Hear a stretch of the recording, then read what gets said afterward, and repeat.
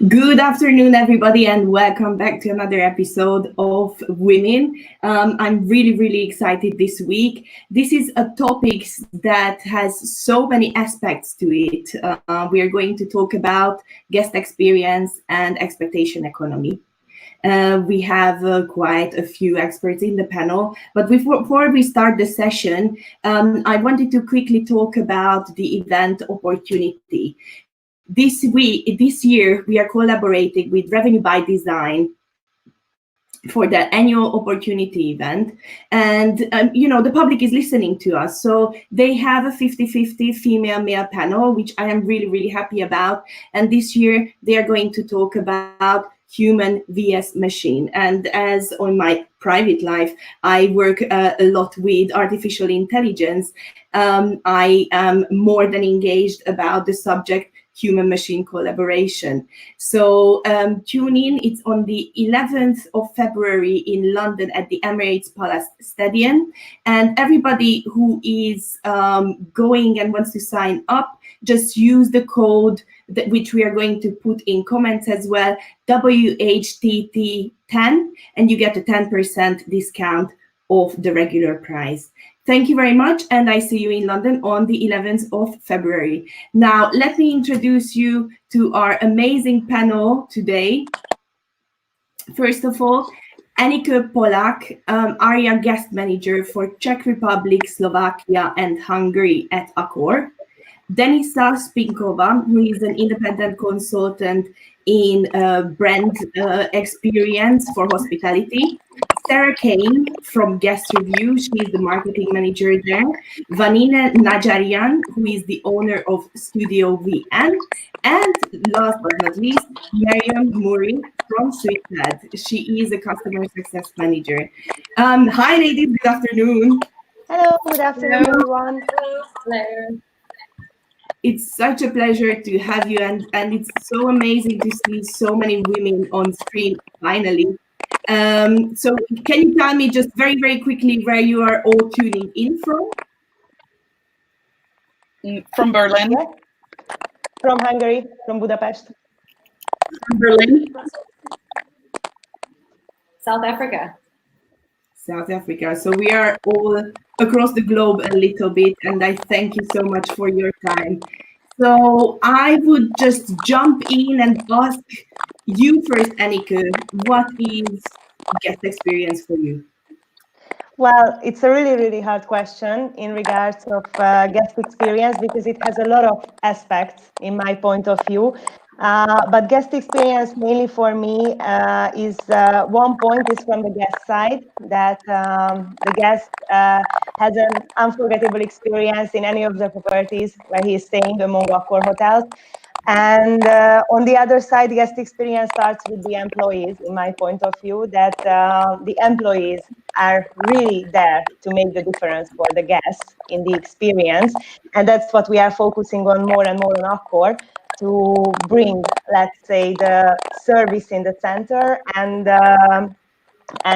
to educate our employees to show the experience to the guests, which is unforgettable for them. So for me, guest experience has two main pillars. One is for the employees who provide the service, and on the other hand, of course, is the guests who are receiving the service. And it's very important, in my point of view, for them as well to feel that this experience is unique and it's connected to the hotel where they are staying. Mm-hmm. So you are both engaged on the guest side and also on the employer side to get that experience connected, right? Yes, that's very important for us as well. And of course, there are several other pillars as well, because the guest experience not the starting point of when they are entering to the hotel, but of course, it starts way before that, even when they are start to check our websites, our online platforms, and also on the social media as well, because whenever a guest tries to book a room or search for a hotel, in our experiences nowadays, it's very common that they are looking for us on Instagram or on Facebook, or they are searching for us on this field. And it's very important for them as well to have that picture from us that it's not an artificial word, you know, when we are creating our Instagram or Facebook pages, it has to be, I mean, very, very close to the guest's heart. So it has to be natural, because if we are putting artificial photos everywhere, then they are not getting connected, you know, because artificial picture can be found anywhere. I mean, with a nice photographer, Photoshop, and so on, it's very easy to create nice pictures.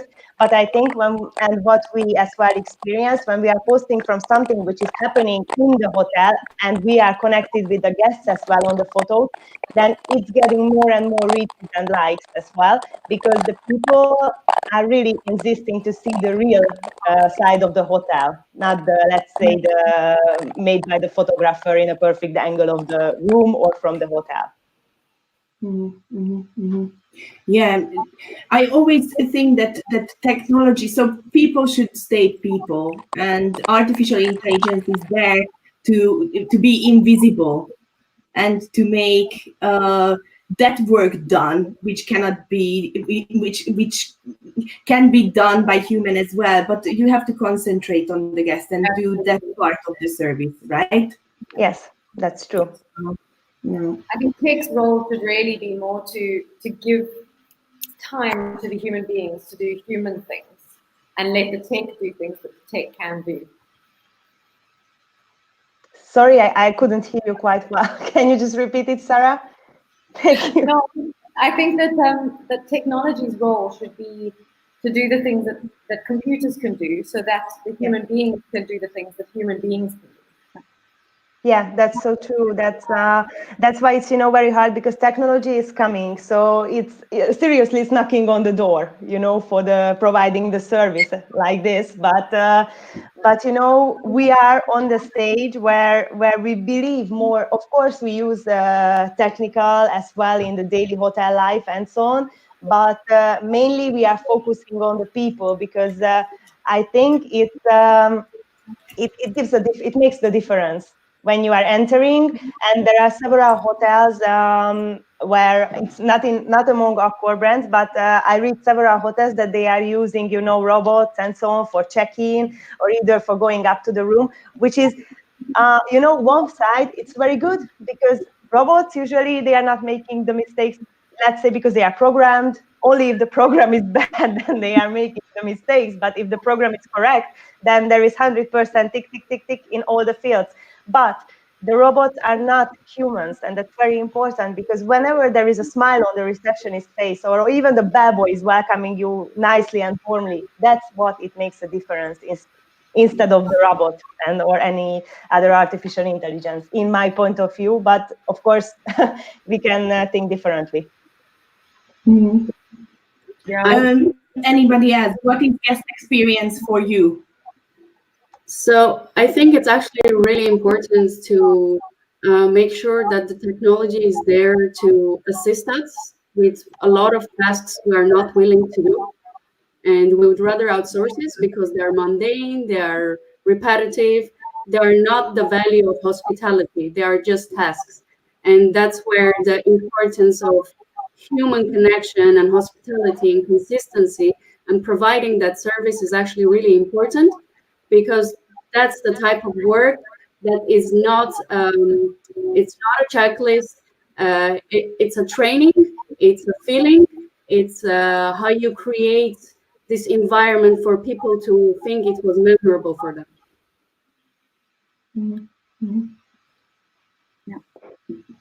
Yeah, Marion? Yeah, I think for me it is the whole way, as Danica already explained. Like, it's from the beginning, even checking the Instagram page till the guest is leaving the hotel, or even after that, it goes on with the guest experience, with the after stay. In regards to technology, I totally think it can go hand in hand, so that the guests and the staff or the hotel members can concentrate on giving this extra, giving the smile, helping with questions, and the technology should support all of that, but not stay in the main focus. Denisa, as a brand, sorry. Sorry, I just wanted to reply to Vanin, because I really agree with her on the field that the technology, as they should do the things what let's say, because sometimes nowadays when we are going on reception or any other fields, that we have so many things to do. I mean, paperwork, data collection, and so on, and we are not really able to focus on 100% to the guest, because of the task has to be done in order to, let's say, do the night closures and so on. So the technology can really help on this field, and the reception can stay as a reception to create the value for the guest in the experience part. That's the only thing I wanted to mention. Yeah, exactly. Also my point of view. Yeah. Denisa, It's also what is your point of view?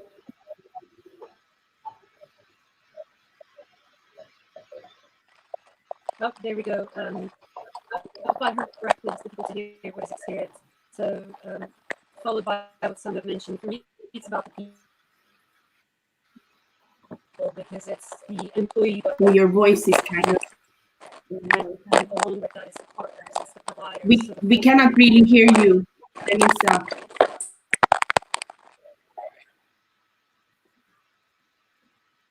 Okay, so she had to leave the conversation, I guess, for the connection.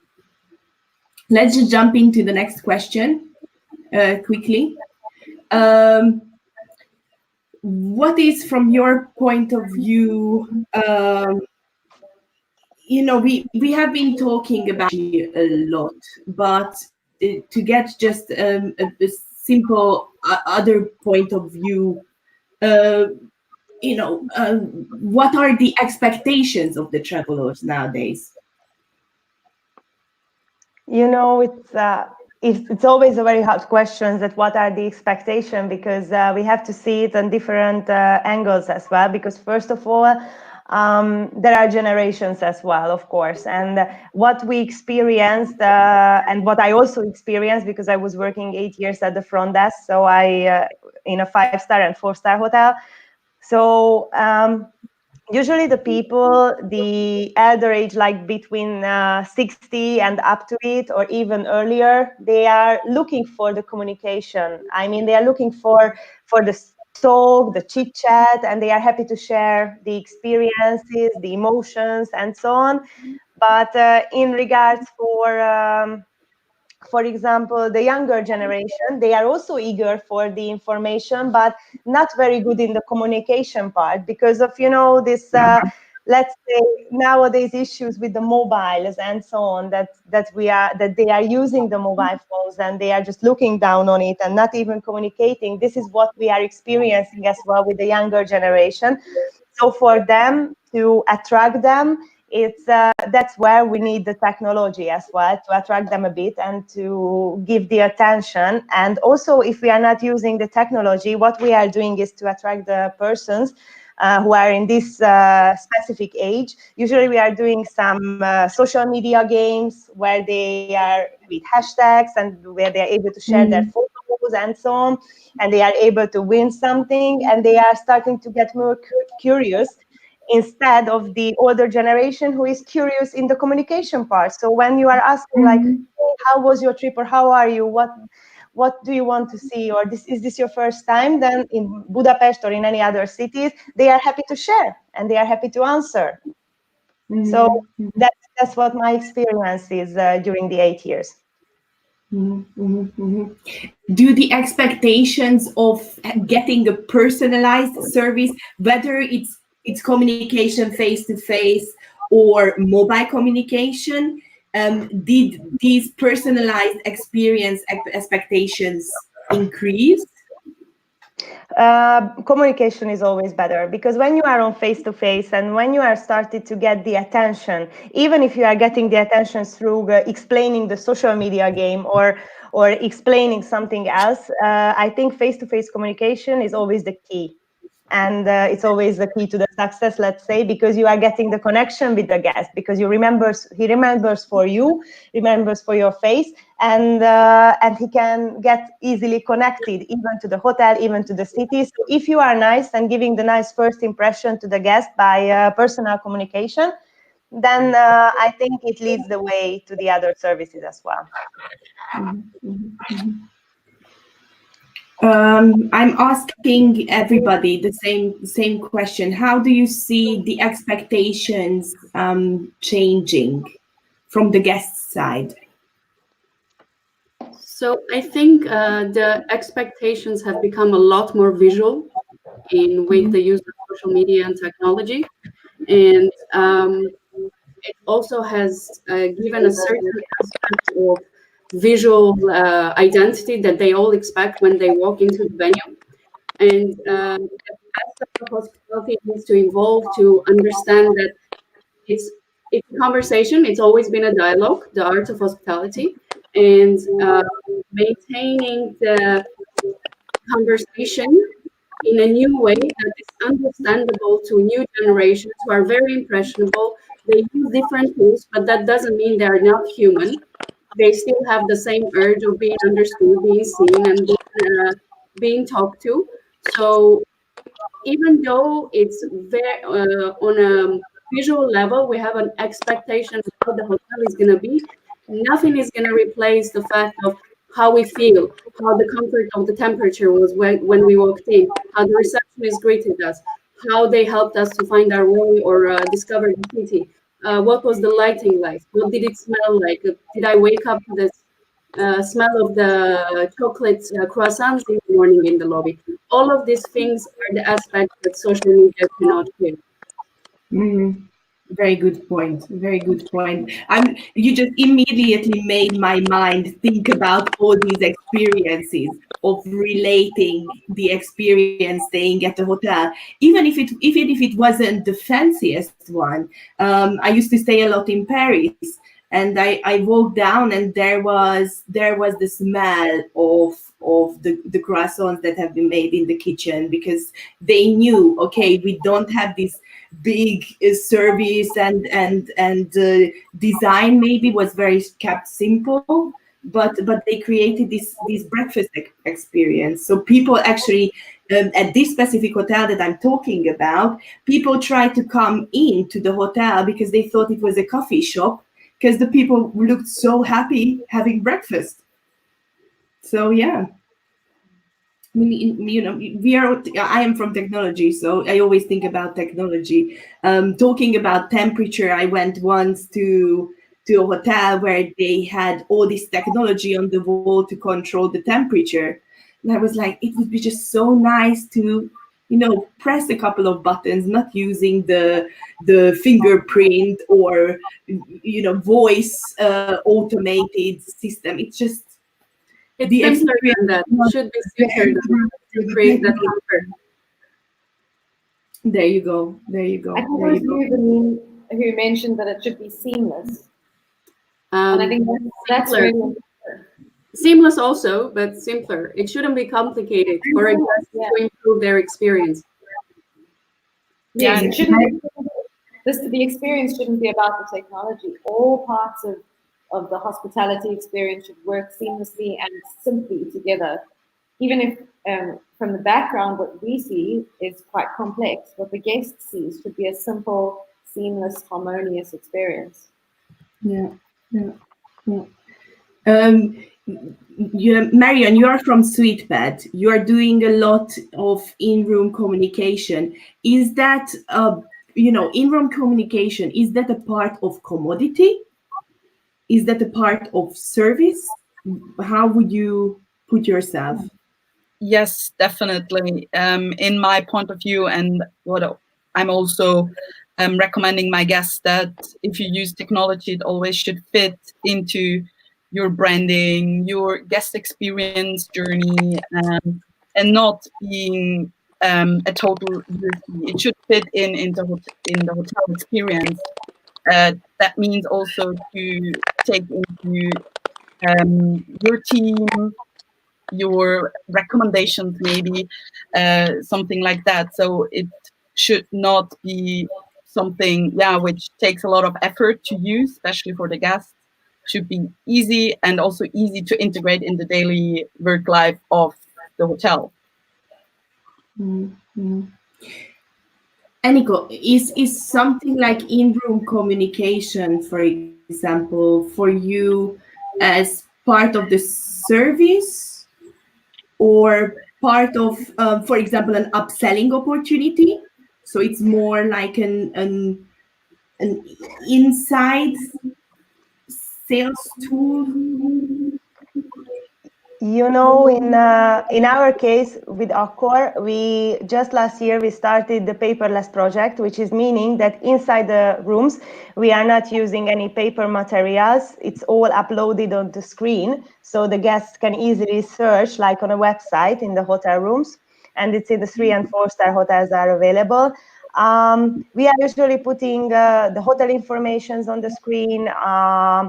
Basically, like upselling, it's not, because upselling usually it's more personally. So, for example, a room upselling, when you are doing an upsell, it's I think it has more success when you are doing it, let's say, up on the check-in part, because you explain to the guest how it is done and what's the benefits of the room and how much, let's say, why they should choose this and this one, because usually in the hotel rooms and the screens we are putting like the menus, for example, of if we have any special offers, like in the restaurant, for example, at summer, any special cocktail salads or menu or dessert or whatever, we usually create and put on the online screens, but mainly usually not in the hotel rooms. It's mainly for the let's say lobby and reception area and all the public areas to be available for the guest.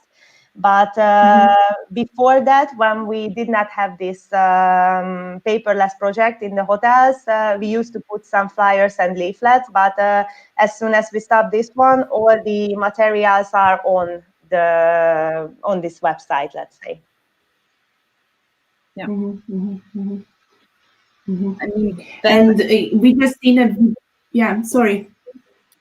Go on. I just wanted to ask, like, is that then not part of the guest experience to maybe give them the possibility to reserve a table in the hotel room? Do you always want this personal connection then? Is that what you are going for? No. Then maybe you misunderstand me, or maybe I was not corrected. So actually, the guests are able to, let's say, do it by phone, or they doesn't have to come down to the reception, of course, and ask.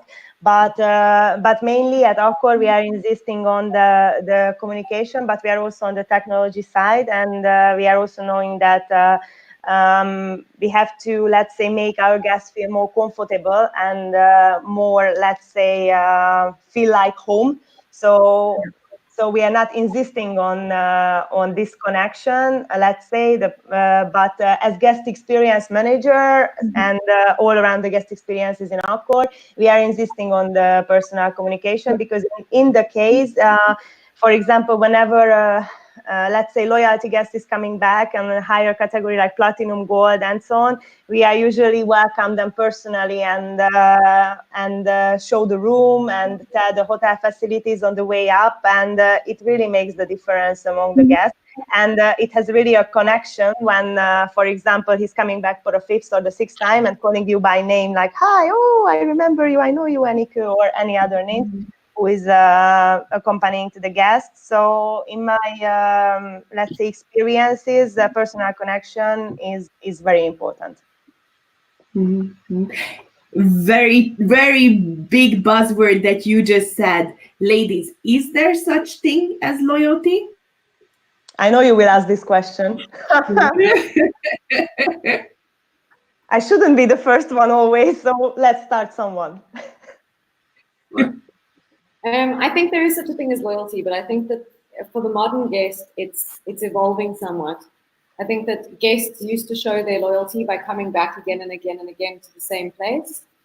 And people don't always want to do that now. But if you've shown them a good time, if they've had a good experience, they will show their loyalty by giving you, say, a good review online, by telling people about you, by sharing their photos on social media and tagging you. All of these things require them to go out of their way and find your online presence and give you some positive feedback online where other people can see it. And I think that's how guests show that they appreciate whatever it is that you've provided for them. I think it's also loyalty is not given for sure. Loyalty is should be earned by everyone, especially in this age when there's so much choice. And how do you earn loyalty in the age when there's so much choice? Well, there are certain recipes that never get old, doesn't matter how much advanced we get in technology, which is consistency of good service. And even though I will not be the one that will go back to that because I'm not necessarily seeking that experience, I will remember that. And I will be sure to be the evangelist for that brand. I will be the one that will be saying to my friends, I had an amazing experience in this hotel and they did this, this, and this for me. And I do recommend it. And I think that type of personal reference is the most important type of marketing at the moment because it's genuine, it's personal, and it doesn't get more experiential than that. We have a couple of questions actually from the live from LinkedIn. So Alessandro Lauro, hi, and thanks for tuning in. I guess it's more on the hotelier side, but it's to the panel. So do you sell before the arrival, the tours? Do you sell tours before arrival? Good question. What kind of tours you mean? Like city tours or experience tours or outside from the hotels? You mean like that? I guess it's tours, whether the city or outside of the city. Okay, fine. Well, usually we are not doing the marketing for the tours before the arrival, but when the guest is in the hotel and is asking for advice, we are happy to share. And also it's offering tours, it's more, first of all, starting with the communication. So first you have to get to know the guest. If he or she has the time for the tours, and then, but of course we are offering the tours, but usually mainly on the spot, or if the guest is asking earlier specific questions. But generally every single reservation, when it's done, we are asking that if there's anything else we can do for you, tours and so on. And if the answer is yes, then we are happy to share them, which tours we are recommending. Yeah, I think nowadays the guests are booking their short trips, weekend trips more spontaneously. So, and it's hard then to provide in advance already a lot of information. Of course, hotels do that with the pre-stay, emails, for example, or possibilities. But for me personally, it would also be like checking on spot and get the recommendations from the reception, because they are working and living there and give you the best tips. Yeah.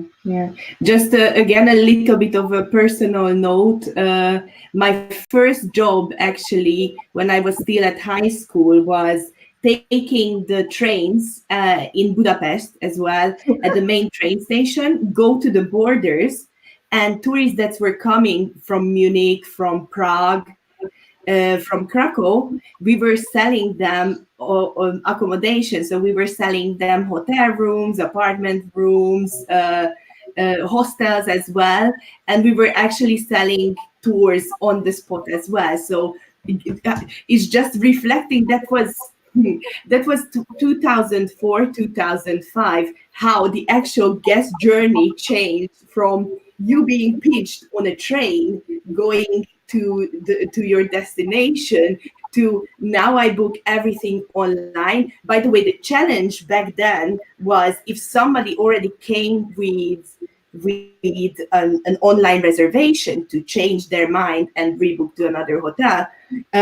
But also we did everything possible, tours as well, dinners on the Danube, and that all kind of, that job, which was amazing, 12.5% commission, that is got all cut by online tools.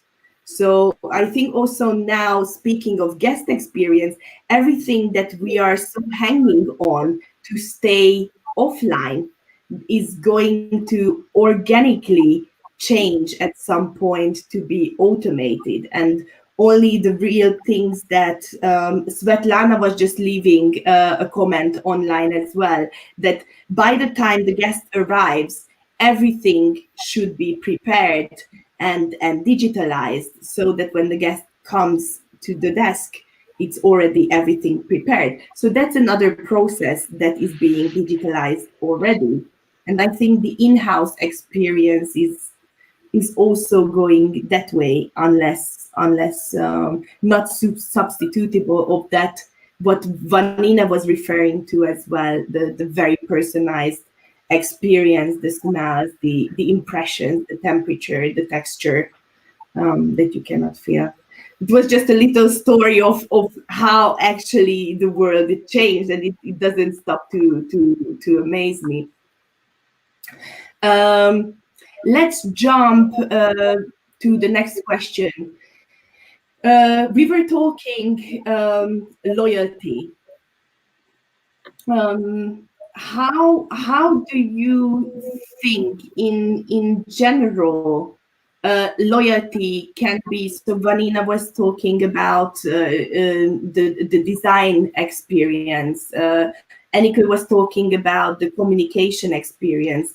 What are the other ways to get loyalty, and what are the other pre-arrival experiences, how you captivate and get to this guest journey from your point of view? I hope you can hear me now. I've not Very added big much. silence. Apologies for the tech difficulties.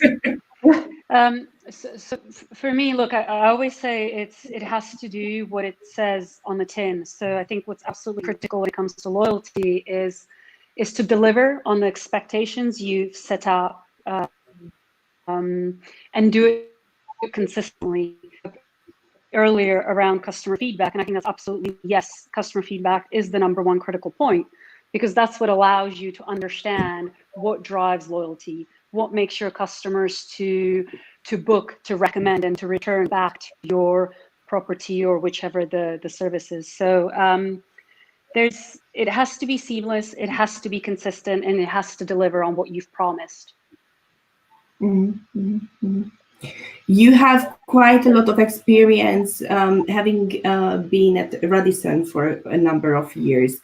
Can you talk about that experience? Because it is just like a core, a large chain. So to get that same feeling and the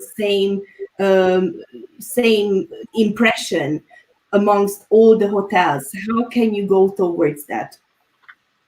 I think it's important to, and this goes for hospitality and aviation, but you've got to have that freedom within framework that allows you as a brand to have a certain level of consistency that that can be mandated across all the portfolio across the world. But then also you have to understand your customer locally to be able to then tailor that experience, the product and the service specifically to that customer. So I suppose the quick have a globally set standards that allow you to deliver the brand, but equally have that flexibility to be localized. So although this goes back to the intercontinental days, but a good example of that, we had just launched the new Holiday Inn Sense of Arrival, which touched on multisensory. So you're talking scent, there was sound in, obviously there was music, certain type of music in the lobby. There were entry mats on the front desk. You had specific lamps. So all globally. And then I remember coming to this hotel, which was the lovely Holiday Inn in Edinburgh. And this was back when this is a hotel next to the zoo. So of course, I think the event was that the pandas were born. There were new pandas in the zoo. So you come to this beautiful hotel, you've set out what the brand should deliver globally, what it should look like, what it feels like, what it smells like. And all of this was in place, except there was something additional, right? So this hotel decided to do their own campaign of beautiful little panda teddy bears. So I think the point of it is you've got to give a little bit of freedom within that framework to allow the property to do something locally intriguing. Yeah, I guess it depends a lot on the destination as well. Yeah. City hotels to have a shorter length of stay as well. So the experience is quite different. The impressions are pretty different from if you are in the countryside. By the way, Alessandro is I'm already envious. He's tuning in from Sorrento.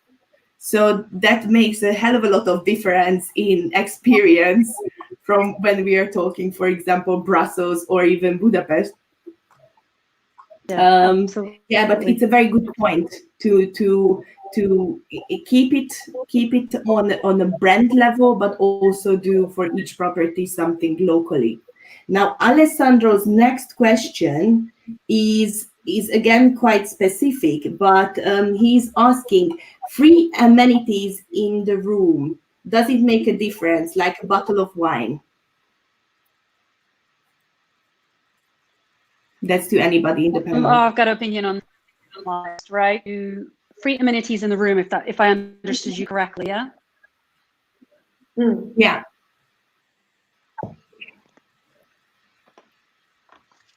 Yes, but they've got not over the top.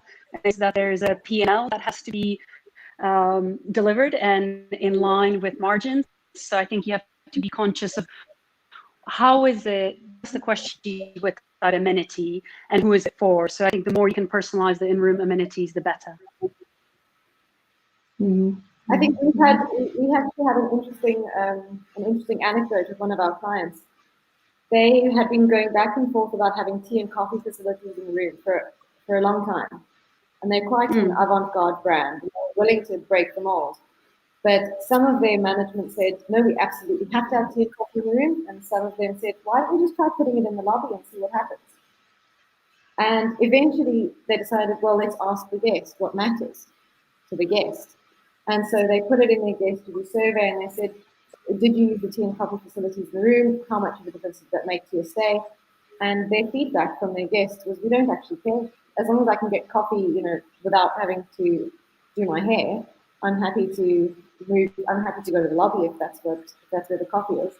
So what they managed to do now is they have really, really good coffee facilities in the lobby that you can get kind of an artisanal coffee. But they don't have tea and coffee facilities in the room. And the reason they decided to do that is because they asked the guests what was important to them, and they based their decision on that data rather than just guesswork. That's a very good point. How serious do you take guest feedback? I just want to reflect one more point about the free amenities in the room. It makes no value if you are putting a champagne or a wine in the room because it's not personalized. In our case, what we are focusing on is more and more on personalization. So we are collecting preferences from the guests, which we are sharing among all the hotels in the network. So meaning from Budapest until the US and so on.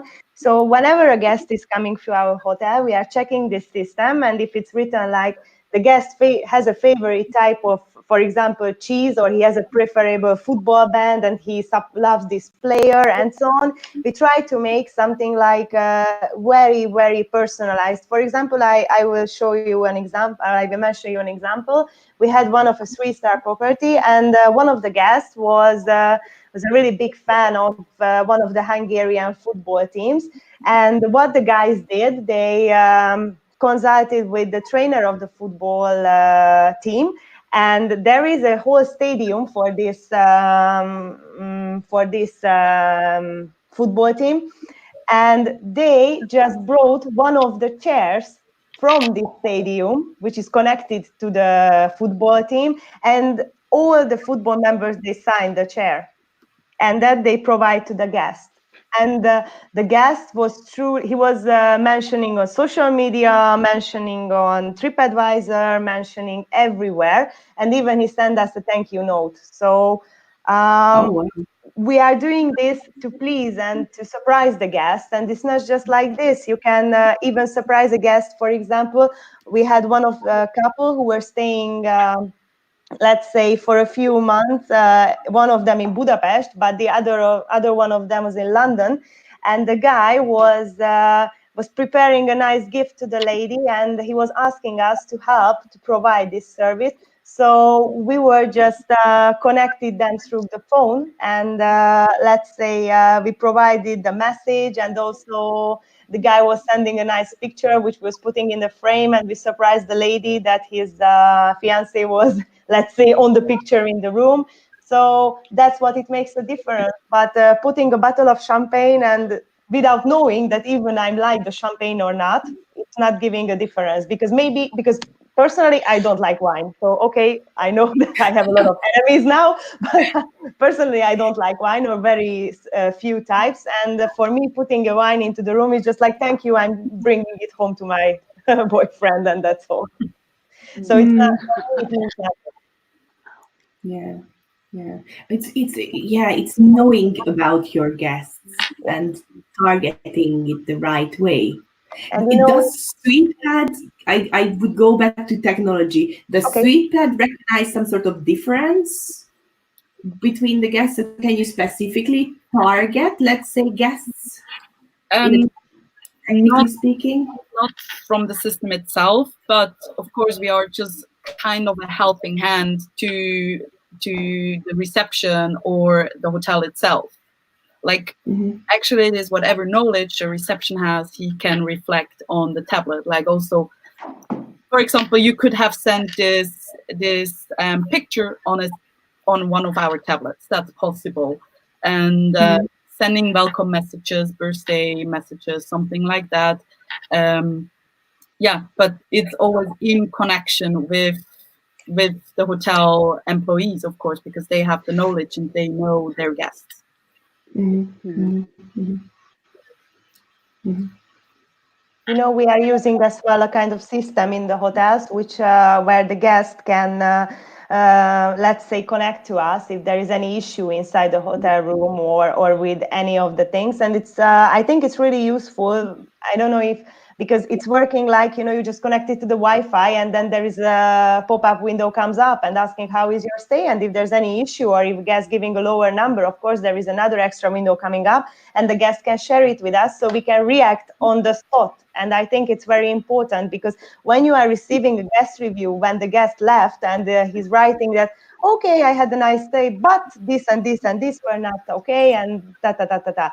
And when we are usually asking the guests that, okay, but have you reported this issue before, or did you talk to our colleague? Usually the answer is no, because you know, they are just in mind, and then when we are sending out this nice service, they are having, oh yes, I have it in my mind that I need to share with you what were the bad things. But you know, it's much more easier when you are on the spot, because when you're on the spot, you're able to help or even just delete the problem very easily.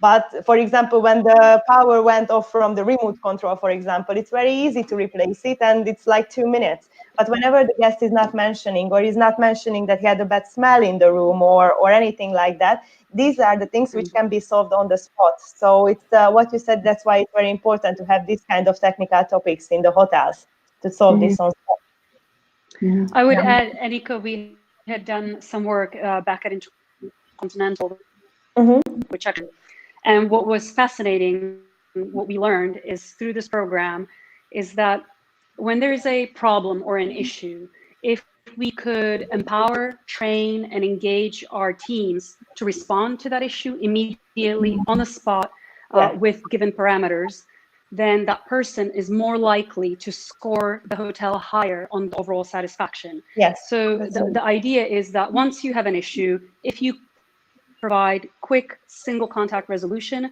that person is likely to give you a higher OSAT on luck. Now, of course, that's not saying we need to create problems to have happy guests, but the idea is that you then dive deeper into that feedback, you do the analysis to really understand what is that root cause issue behind that problem to really provide a full solution. So I think, again, it goes back to your point about feedback and how critical it is to really listen to the guest.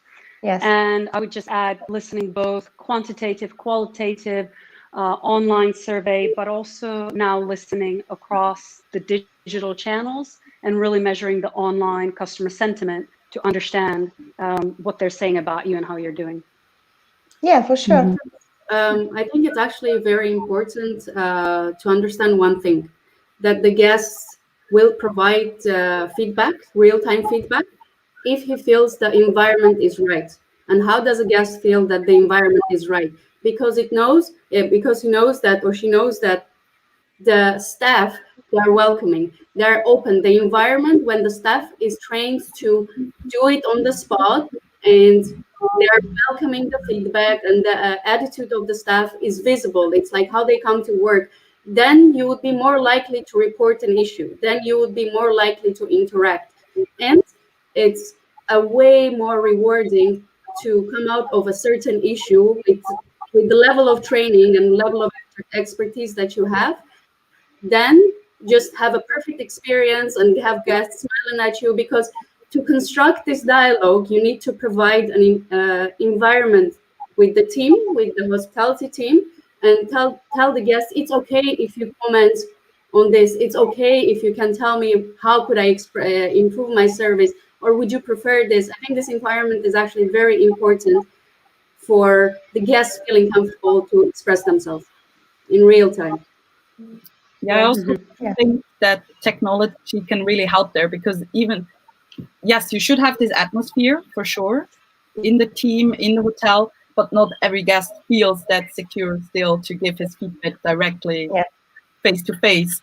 And so he prefers to write it down in an email, or in case of SweetPad, in a quick feedback feature note, and that way it comes to the reception, and the reception, for example, can react. But yeah, to have this overall open atmosphere, that's definitely a very interesting and good point too. We've heard that, in fact, from a lot of our clients. They say that they get more honest feedback from their guests when it's over a digital platform rather than face-to-face, because guests do develop a relationship with the staff, and they don't want to offend them. And they don't want to say, like, actually, well, the egg was a little bit dry, so they'd rather say that a little bit later, maybe in their room, or once they've got home, they can say this to management over a digital platform where they're not going to hurt anyone's feelings. You know, let's be honest. Who doesn't do it? I mean, in the age of social media, we have two personalities: our online persona and ourselves. So, Annika, you wanted to say something?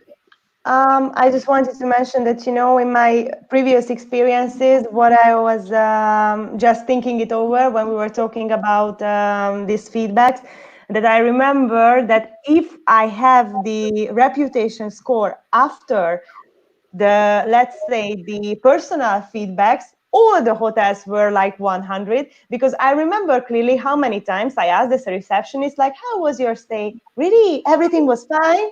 And then they say, yeah, everything was cool. Yeah, we really enjoyed it. And then they are giving a 70 or 60 points out of 100.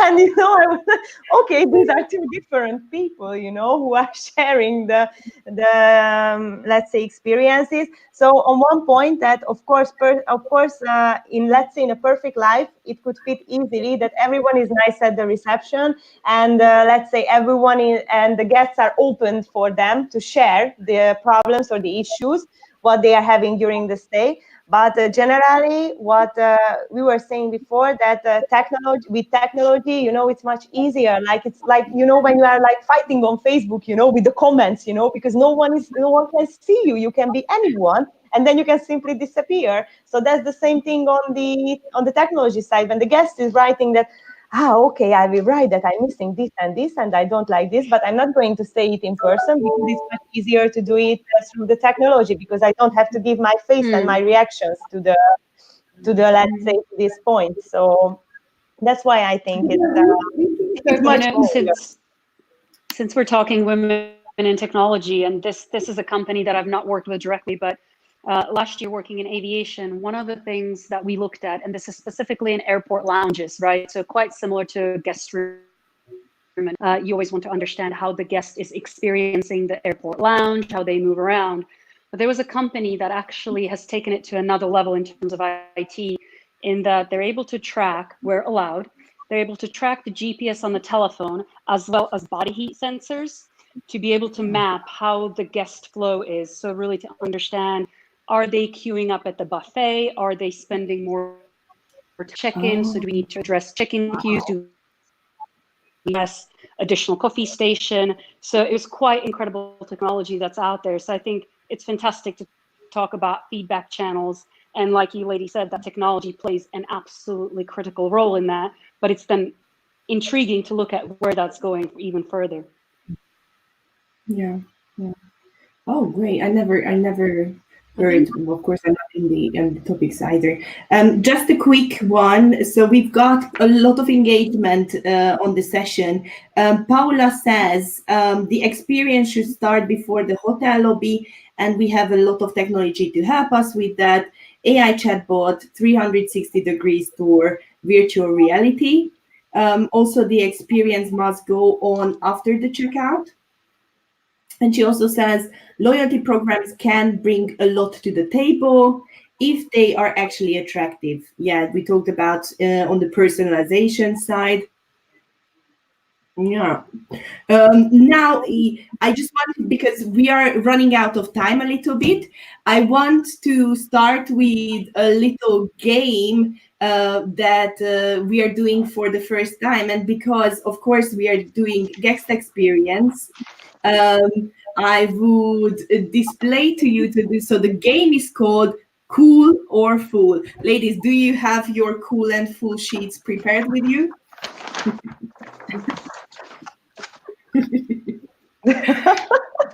Great. If I can ask you, Enzo, to share my screen so that the public can see as well. Yeah, so please hold it very close to the camera so everybody can see it. First, we have got the Hana Hotel in Tokyo, Japan. This is the classic dinosaur receptionist. Cool or fool? I see fool, cool, cool. I just see a cool. So we do agree. I think it's cool. Let's stay with cool. The next one, let's stay. I love Tokyo. Let's stay. So this is the Book Hotel, again in Tokyo, Japan. Cool or fool? Cool, cool, cool. Very cool. Okay, so we can all agree that a library in your room is cool. And of course, the Tokyo. It's amazing. That's now, fantastic. this is something that we've been talking a lot about Fridays in our digital session, face recognition check-in.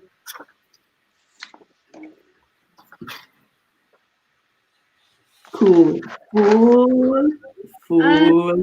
Oh, it's cool. Cool and necessary. Yeah. So this is by the largest e-commerce platform, Alibaba Fly Zoo Hotel in Hangzhou in China, who is doing this face recognition. But we can agree at the moment we don't want to adapt to it, so it's full. Let's jump to the next one. So this is very, very close to my heart. This is the Arte Luise Kunst Hotel in Berlin. So in Berlin, which is unique about this hotel, that all the rooms have been designed by a different artist. Now you can see in front of the bed, there is something very weird. And I've been going to this hotel for 7-8 years now, and I still haven't figured out what this is, like with the hair in the room. Cool or fool, ladies? Cool, cool. Okay, so we do have a lot of artsy people here. Okay, cool. Okay, so this is applied to all the mama shelters. Cool or fool? So you have in What all can I the say? They belong to Akkor. Yes, Sorry? I don't think I'm gonna use my full part. You know, I think what's important to know that a lot of these design elements, it can be quite divisive, right? You either love it or you hate it. And what's always important is to look at the wider brand journey. So if you understand what the brand stands for and how it's communicated, then a lot of these elements are or should be in play to then reinforce that brand essence, right? So somebody might say, well, I don't know, a dragon at the front desk is a bit out of place. But then if you look at one of the things that was done, for example, for Radisson Red, right? It's a hotel that's called Radisson Red. So a lot of the touch points, whether they're design, whether they're communication, online, digital, they reinforce the color red at any given opportunity. So it's always important to give a little bit of context about these. But yeah, a lot of them are quite cool. I think it's actually important to be polarizing when it comes to these little elements, because at the end of the day, it represents your brand. And yes, it might not be for everyone, but for the people that it is, they will love it and they will appreciate this very much. Yeah, and as you said, Denisa, as well, this is the quite Instagrammable experience. I mean, we've had ourselves a WHTT event in the Mama Shelter in London, and I was just amazed. And apart from this silly experience that the brand tries to communicate, the stuff was actually amazing. They were with us throughout the whole journey. But this is for me. So if we are talking specifically about the mask in the room, I think that specifically really relates to it. Although I'm not sure if I was not scared, like waking up in my room and see, I don't know, Bugs Bunny or something like that hanging on my lamp or something. Yeah. Can you go back, Enzo? I have a couple of more just to finish up. So this is the 727 fuselage home called Null Stern in Switzerland. Do you know what this is? No. Yeah, it's in a bunker, or? Please. Sorry? Enlighten us, please. And the lighting. No, Yeah. Tell us, please. Enlighten us. Oh, yeah. So this is a bunker converted into a hotel. So it's underground. I don't know what the service boy does there, but I get the bunker experience. What I can't work out is who's going to fit into that bed aside from that lady, because that bed is quite limiting. Maybe that's a safety precaution. Perhaps it's like made to fit for her. Like they're talking about personalized experience. Cool or full, ladies? I'm gonna go with cool. It's not my cup of tea, but still cool. Cool. Yeah, so it's designed. Yeah, but we stayed with full. This is a classic as well. Come on. Lord of the Rings session run through Christmas season. Anybody? Cool. Full. Oh, come on. No, I'd imagine this is cool if you've got kids. Yes. Part But of if it, you are a big child. A theme park is a bit more amusement-like rather than hospitality, and then I think that there needs to be like a very careful balance. Plus, I really wanted to use my full card, so Good reason. That's a cool one. And last but not least, that's the airplane hotel home. Cool. Annika, full? Are you scared of airplanes? No, I'm not scared of airplanes, but airplanes are quite tiny, so I cannot imagine how and it's quite closed with very small windows. I don't like it. Sorry. Yeah. I prefer big windows. Ultimately, it's what's incredible about it is that people are seeking out these experiences because someone's obviously thought of the idea and someone's paying to come. So it's fascinating how many quirky designs. There's a lot more appetite for extreme quirky design than there used to be, right? Just a couple of decades ago, it was about give me consistency when I'm traveling to markets I don't know, to markets that aren't perhaps Western. I want something that's cookie cutter, that's same. I understand what I'm going to get, right? So there was a lot of appetite for standardization, and now we see a lot more quirky designs. So yeah. pretty neat where the direction's It's going. now expected, and Very great experience. and the uniqueness is what really brings to life. Yeah. Yeah. There have a lot, and there are a lot of fails as well. There is a whole section on the internet on like 130 designs that went wrong, type of video. But yeah, do you think this one, so the Japanese one, the bad one, is a unique experience, or it's more like a design, or both? It's probably both, right? I think it's both. It tries to reckon moving towards audiobooks, so this kind of valuing actual physical book. And there's a lot of people that have an appetite for that, so I think it's both.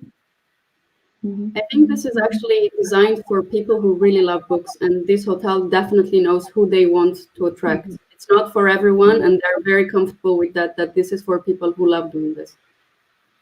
Okay. My question is, do you want to read books when you're in Tokyo to visit? I might if I have cool collection. Maybe if you're on a staycation, right? If you're a local and you're looking to, you live in a super tiny space, right, in Tokyo. So the only way you have access to books or library, this would be your option. So maybe it's actually done for the locals. Yeah. Oh, very good point. Thank you. Well, ladies, thank you so much. Denisa, we made your microphone work at the end. I'm so sorry, ladies. I apologize for that. I have no idea what it was. All sorted. And I think we could go on and on about the subject. So I have the feeling after each session that we have just started a conversation and we could go for so much longer. In the post on the page of Women in Hospitality and Travel Tech, you can find the LinkedIn profiles of all the participants of this conversation. May I just say, feel free to reach out to them with any further questions that you have. Ladies, Annika, Marion, Denisa, Sarah, and Vanina, thank you all so much for this lovely experience, because it's a new experience for all of us. And I hope to see you very soon somewhere. Thanks, Rita. Thanks, ladies. Bye. Ciao, ciao. Thank you. And for all the viewers, tune in next week. We are taking it a notch further. We are going to talk about social media successes, and it's Thursdays, 2 p.m. CET. See you. Bye.